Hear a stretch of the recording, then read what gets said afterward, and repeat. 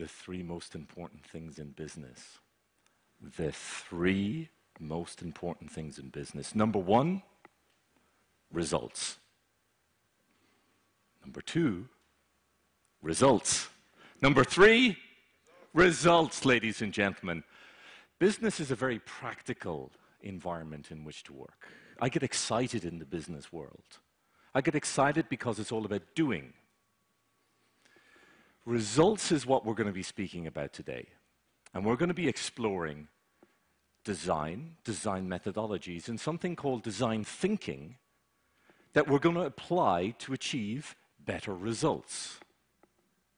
How excited are we? All right. I'm going to work with the assumption you already understand everything I'm going to say. Who here has heard something today that they already understand? All right. As a friend of mine says, it's what you learn after you know everything that counts. You guys already know everything, right? So we're looking for one thing. What is the one thing you're going to take from this and apply? Now, I have to give you a disclaimer. I am passionate and I am provocative. I'm going to provoke in a passionate way, not to impress you, but to impress upon you that change is happening, and you are the leaders of that change. So, to frame how we're going to speak, I want to give you my favorite quote. I hear and I forget. I see and I remember. I do and I understand. I hear and I forget. You're going to forget 98% of what I say to you if you do not write it down. How much? See, she's forgotten. 98%. Ladies and gentlemen, please write this down. Take out your phone, record this. Now, to help you remember, I'm going to draw live as I speak. So this is going to be a visual verbal experience. And in this context of doing, you're going to draw and write, and you're going to use your voice. So I'm going to call, and you're going to respond. You ready to play the game? There's an island community in Papua New Guinea area of the world, the other side of the world. And in this community, they don't have a word for hello. So when they meet somebody, you say, "You are here." And the response is, "Yes, I am." So I'm going to say 3 times, "You are here," and you're going to say 3 times, "Yes, I am." You ready? You are here. You are here. You are here. Thank you very much.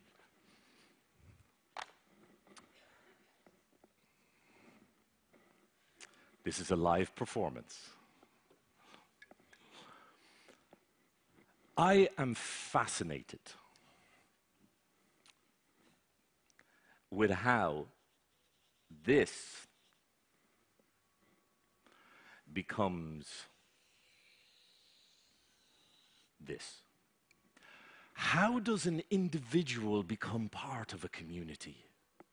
How does a company become part of a network? How do we find meaning? In the South Pacific Islands, there's another story I tell to begin with. And it's about an island community where they come together once every 5 years to build a boat. Everybody has a task. The women, the men, the children, everybody in the community has a task. They are all involved in building the boat. And the oldest person in the village, whether it's a man or a woman, they have a special task. They sit in the center of the village. They build a fire. They sit by the fire for 2-3 weeks. And they have to remember why they're building the boat. If there is a dispute and a fight during the day, they come back, they sit around the fire, they tell stories why they're building the boat. Ladies and gentlemen, at the heart of every great business and initiative is a fire that burns brightly. What is your fire? Now, how excited are we? Yeah. Look at this. Nature is one of my greatest sources of inspiration. There are two things that are natural laws in nature. Everything that is living in nature grows. The second thing is that everything that grows in nature contributes. It contributes to its environment. Now, when I work with businesses, they regularly speak about this. And when I say that's a natural law, they get very excited. And I say it's natural to grow. And when I say it is unnatural to grow unless you contribute, that's where the conversation begins. How is what we're doing contributing? Every business wants to grow. Every business, when it grows, contributes. There's a beautiful conversation we can have here. So let's go further. Now, imagine this scenario.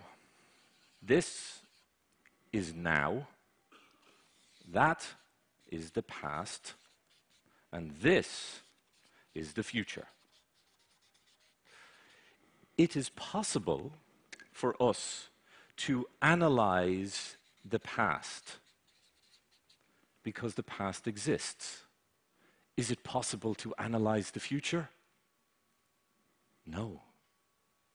We can imagine, create scenarios, envision. Ultimately, ladies and gentlemen, we need to design the future. This, ladies and gentlemen, this is what we're speaking about today. We're speaking about designing the future. Now, if you're operating in the past, you're a follower.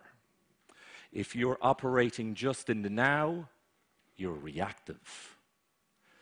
If you operate with a future tense, you're a leader. Who here wants to be a leader? Excellent. Who here doesn't want to be a leader? Who here will not put up their hand even if I ask them to? Well done. Do you see that individual spirit we're talking about? He's taking names. So, there's only two things that we're ultimately responsible for. How we think and how we act. Two things. Nobody else is responsible for these things, only you. This, ladies and gentlemen, is called mindset or mentality. Ultimately, how you think and what you do defines your life.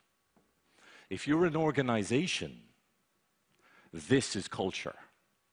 Culture in an organization is nothing more than individual mindsets. You want to create a new culture? Create new mindsets. New mindsets equal new results. We heard that earlier today. How do you create a new mindset? Now, I want to tell a story. I love this story because it says so much. I fly a lot for my business. I travel the world. I advise companies. I speak at universities, and I get to engage with different audiences. I'm on an airplane a lot. As I sit on this airplane, one time we're delayed. It's 2 hours. It's getting hot in the plane. People are getting annoyed. And there's one idiot. And he's behaving very badly. Now, that's a very pleasant way of describing his behavior. Do you understand? He's annoying everybody on the plane. Now, finally, we take off. The air hostess then finally, when we're in mid-flight, starts handing out some sandwiches. She gives him a sandwich. He bites the sandwich, and he throws it back at her, and he says, "This is a bad sandwich." She picks up the sandwich, she looks at the sandwich, she looks at him, and she says, "Bad sandwich, bad sandwich." Gives him back the sandwich. Brilliant. The plane erupts. This man is he's put back in his place, you understand? This, ladies and gentlemen, attitude. You want to hire that lady. You want to interview that lady, right?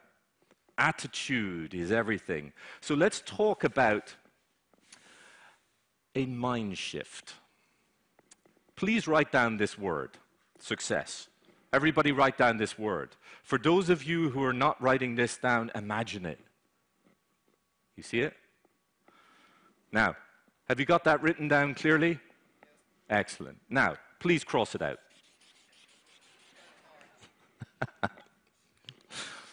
Instead, replace this word with significance. Do you feel that? You feel it? Significance has weight. Significance has depth. Those individuals who have a significant life are successful. You get that? Our first mind shift is towards a significant business. Second, please write down this word.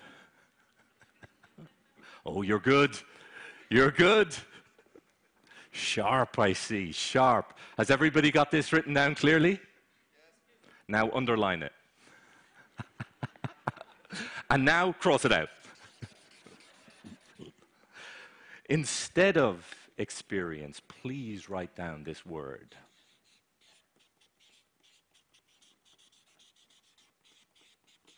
Relevance. What experience has taken to you where you are right now is not important. What experience you don't have is not important. Are you relevant is the only thing that's important. Now, I'd like to think that the experience that you have that has brought you today can make you more relevant. And the experience that you don't have, can you ask, how can I be more relevant? Relevant is the key. Ladies and gentlemen, there's one word I want you to remember from today, and the word is relevance. What is the word? The third mind shift. Look at this. Too many people, too many businesses, too many governments, too much of our world is reactive, living in the past, right? If not living in the now, certainly not considering the future. Please write down this word. Are you ready?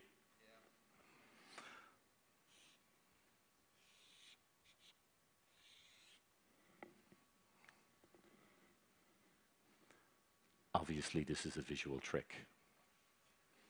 Instead of being reactive, we need to be what? Creative. Now, it's a visual trick, and yet, I believe mind shifts can happen that fast.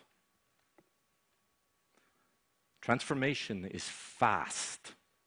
Change is slow. We'll tell you more about that later. So, imagine we now have this new mind shifts. We're operating from a new place. We still have one question. What do you do when you don't know what to do? Freeze? Wait? What do you do? Ladies and gentlemen, the world is becoming more turbulent faster than organizations can be resilient. Do you get that? That means business today is business as unusual, not business as usual. So what do we do when we don't know what to do? You ready? Here's what you do. You read a book from the 1980s called In Search of Excellence. Who here has heard of this book? There's a few old-timers like myself. There's a book that was called In Search of Excellence, written in 1982. And you don't need to read the book. I'm going to summarize it in this piece of paper here. There's a number of things that he said in this book, but one of the most significant things for me was this. He said that companies who are not successful do this.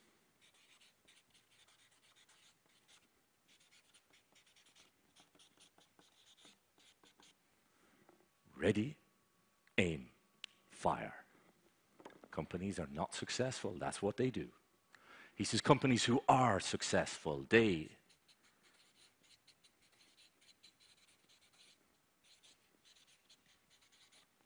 do this. You get it? Now, of course, this is an American author, so of course he's referring to guns.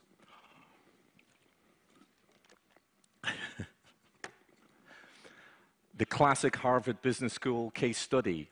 In the 1980s, there was a cola company. The management team came up with an amazing idea. Hey, why don't we change the flavor of the cola? They did some research. The research group said, hey, that's a great idea.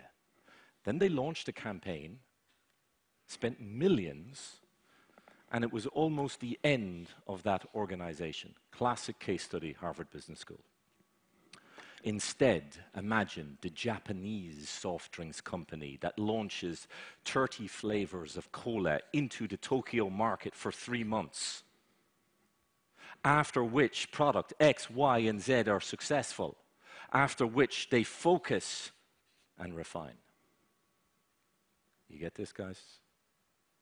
This is from 1982, and this has existed before that. Today we're speaking about something called design thinking that has crystallized, perhaps, thoughts that have already existed.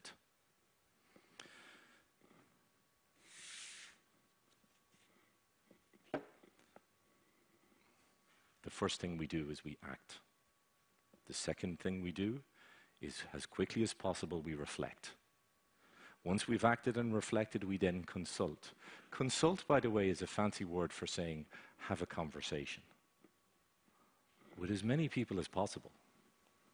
And then we act again. Ladies and gentlemen, this is the A or C of strategy.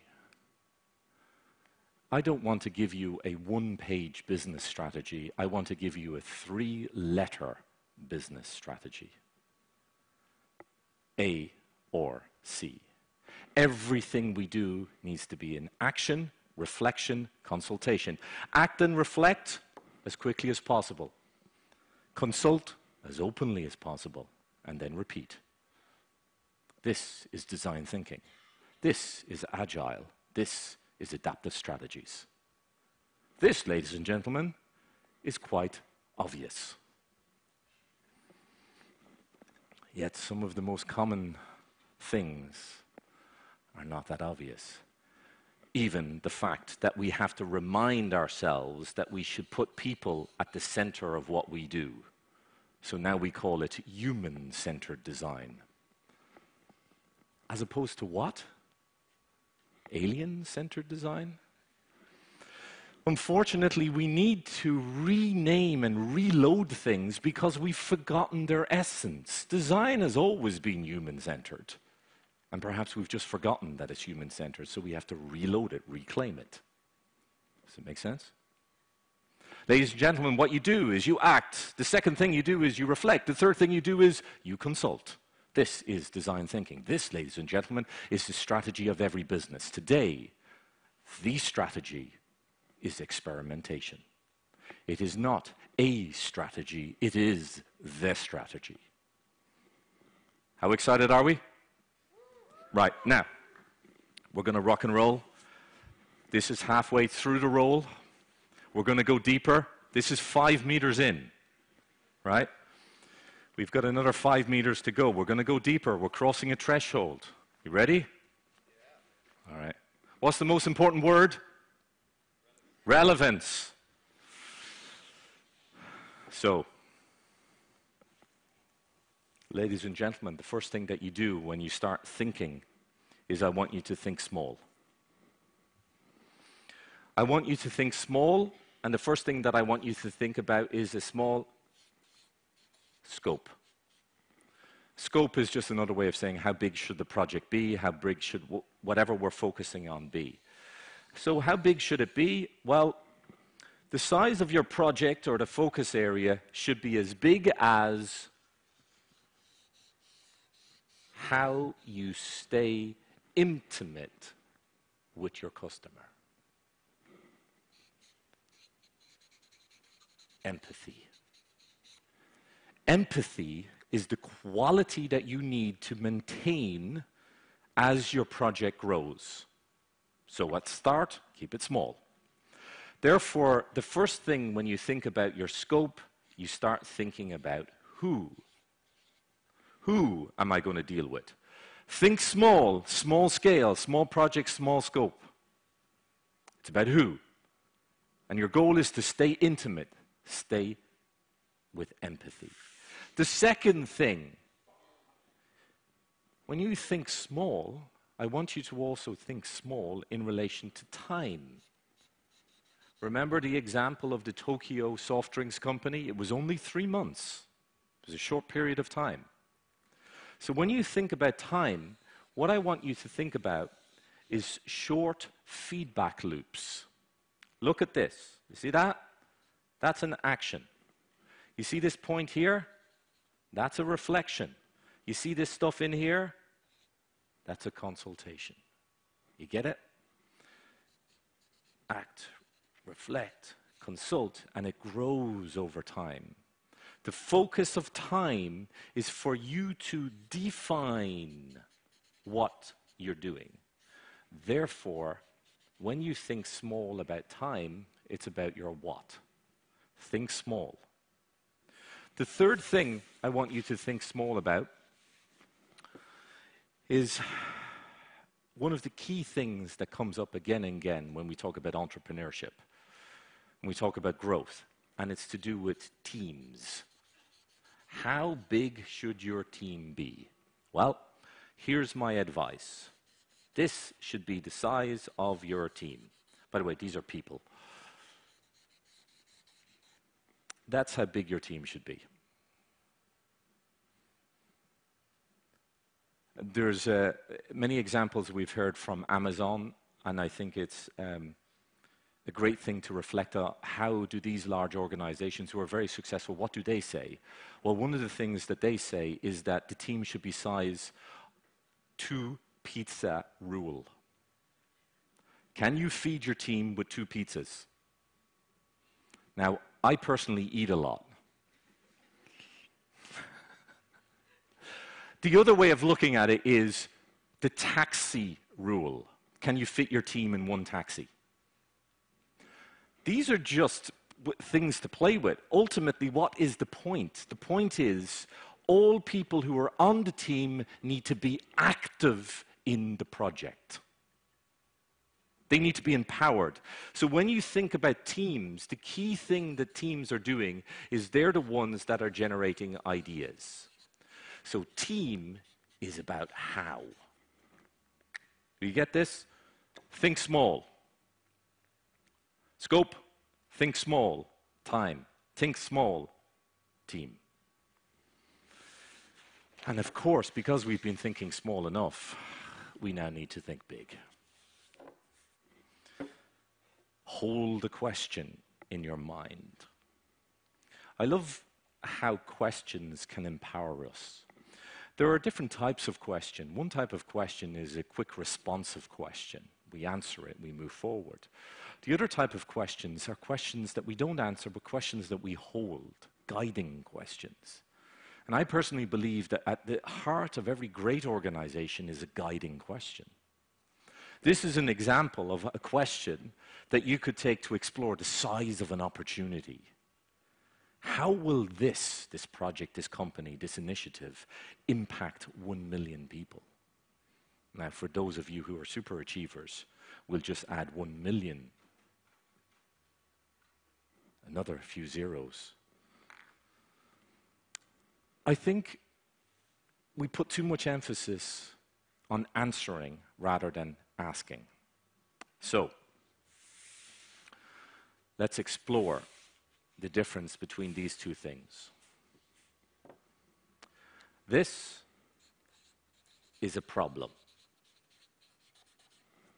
You see that? You want to go forward and there's something in the way. This, ladies and gentlemen,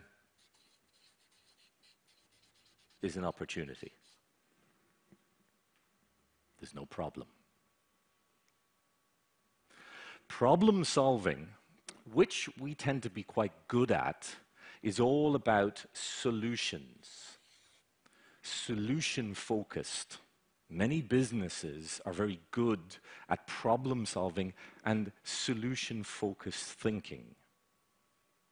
Not enough of us are skilled in opportunity, where instead of solutions, it is value. What additional value would it mean for us to take a different route?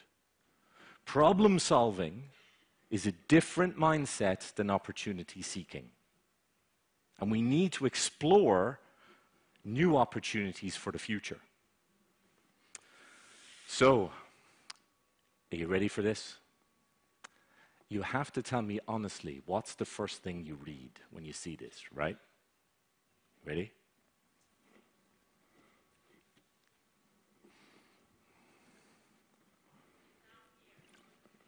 All right. Who here has read Opportunity? Well done. Who here has read Opportunity is Nowhere?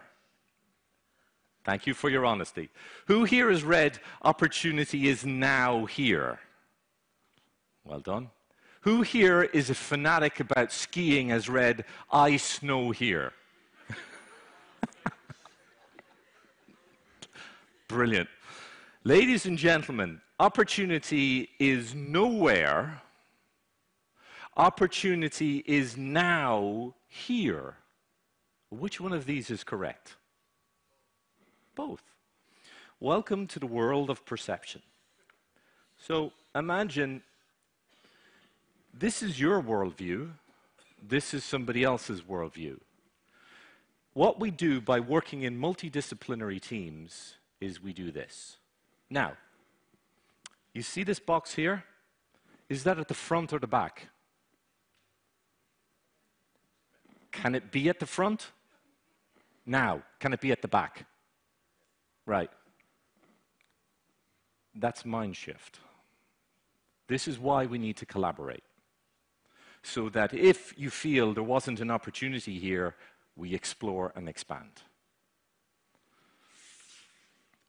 So,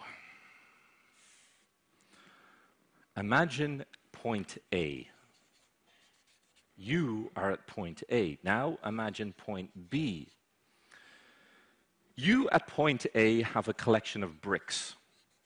You need to get the bricks from point A to point B, but you can't leave point A. What do?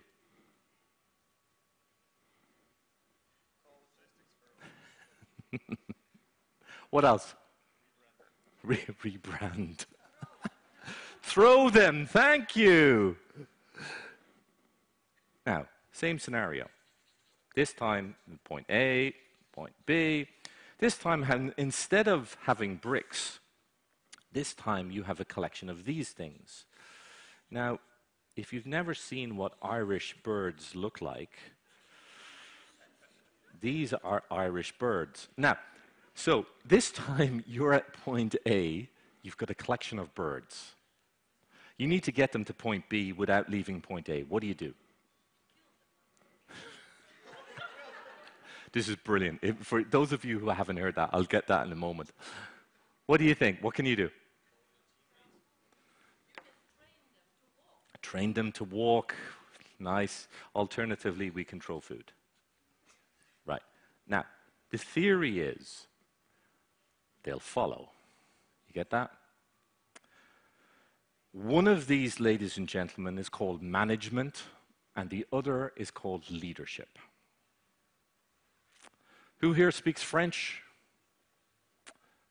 Do you know what the word for the place where you train horses is in France? It's called a manège. Manège, thank you, sir. So, the word manage comes from the French word for the place that you train horses. Who here wants to be managed?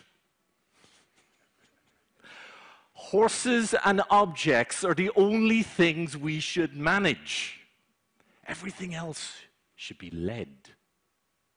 This, ladies and gentlemen, is a new philosophy. This means we are all leaders now. This brings into a whole new philosophy over how we structure teams. Teams need to be empowered. There was a great answer here. And you're not Swiss, are you? Oh, yeah.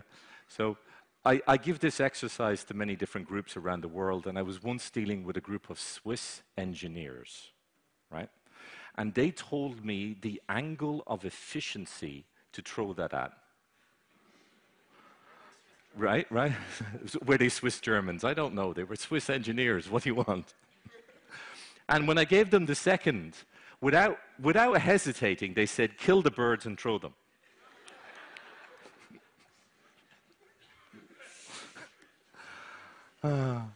So, we're now at the end of our roll.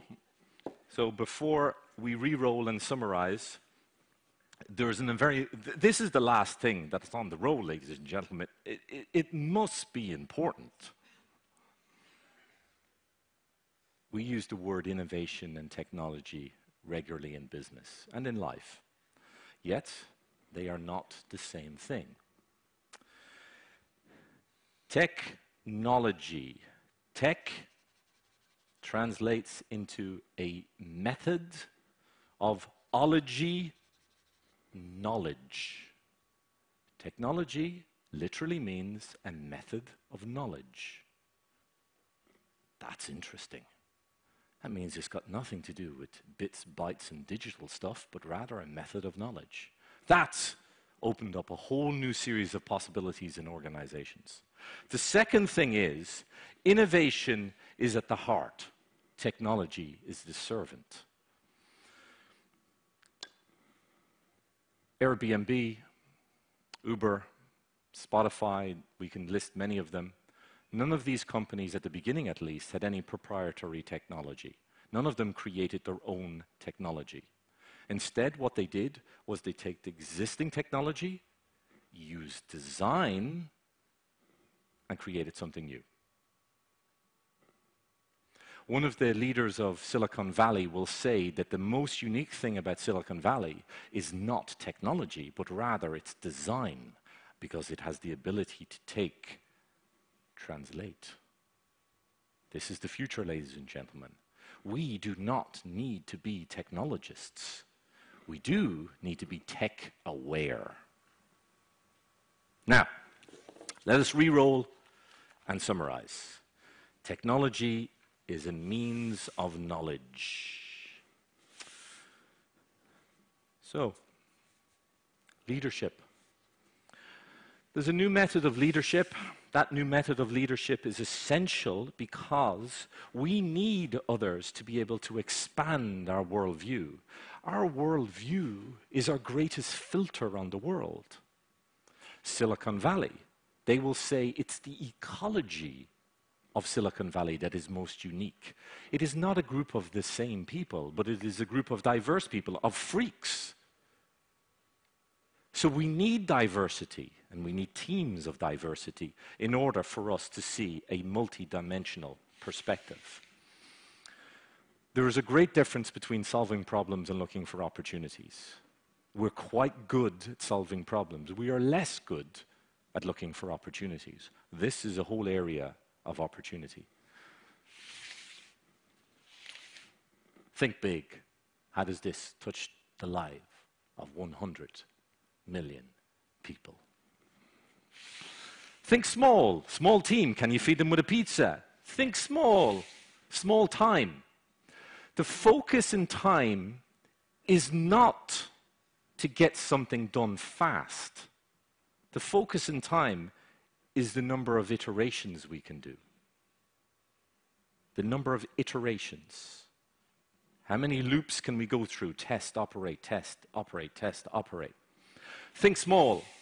Scope. How big should it be? Well, how intimate can you remain with the customer? They're at the heart of everything we're doing. Ladies and gentlemen, the core of what we're talking about here is we want to act, we want to reflect, we want to consult. A or C. Design thinking is the most practical strategy available to businesses today. Learning by doing is a mode of operation.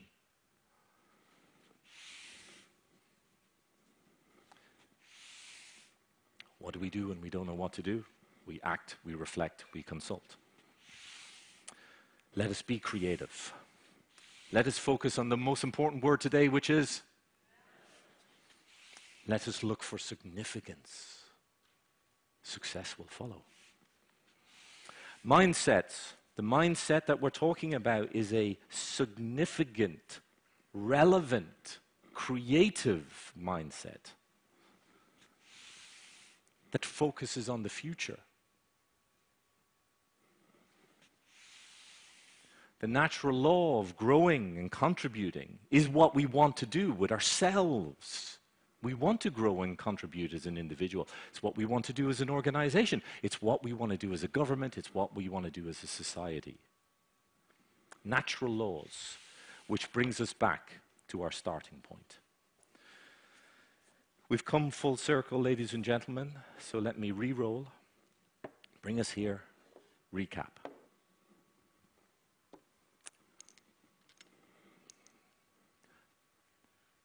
Design thinking, design methodologies, design is the theme of what we've been speaking about today.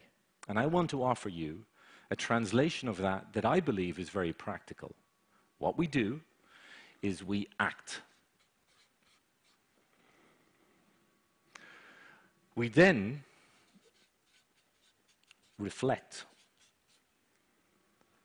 As fast as possible, act, reflect. That then leads us into a consultation.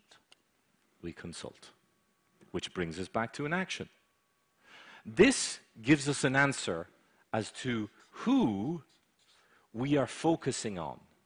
It gives us an answer as to what we are doing.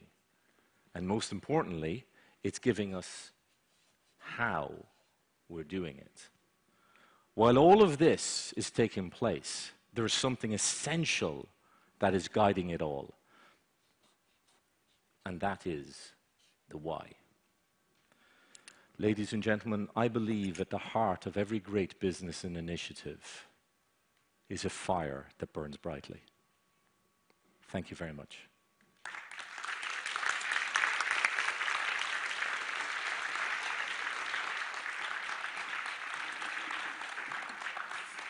Thank you for such an inspirational speech. So, from growth to contribution? Yes. And from success to significance? Yes. Fantastic. Well done. Actually, I had some questions, but those quick answers, deep answers, they summarize them. So I suppose the audience would have some... Now, I'm Irish, so if you don't ask questions, I'm going to talk. Actually, as an Irishman, there's three things I can do. I could fight, I could dance, or I could tell stories. But as an Irish designer, as an Irish designer? Yes, as an Irish designer. Questions, burning questions. Do we have burning questions? There's questions right here at the front, I know that. Comments, feelings, emotions. What's the one word that struck you most? Oh, well done. I'm going to tell some stories. Additional questions? Okay. One of the things that I'm going to speak about tomorrow, by the way, for those of you who are staying tomorrow, Peter's giving a workshop, I'm giving a workshop, and I'm going to go deeper into this material, and we're going to apply this then to your business, your life. That's what we're doing. So we're going to go deeper into this content, and one of the things that I'm going to speak about tomorrow is the word speed. It is a word that's regularly used in the startup world, in the entrepreneurial world, in many aspects of our society. And the definition of the word speed translates into movement with no direction. Change speed into the word velocity, and you have movement with a direction. Too many businesses are speedy, not enough. Use velocity. Tomorrow we'll be speaking about velocity. So thank you. Then we are expecting tomorrow the practical workshop. Wonderful. From Thank you very probable much, to ladies and possible. gentlemen. Thank you.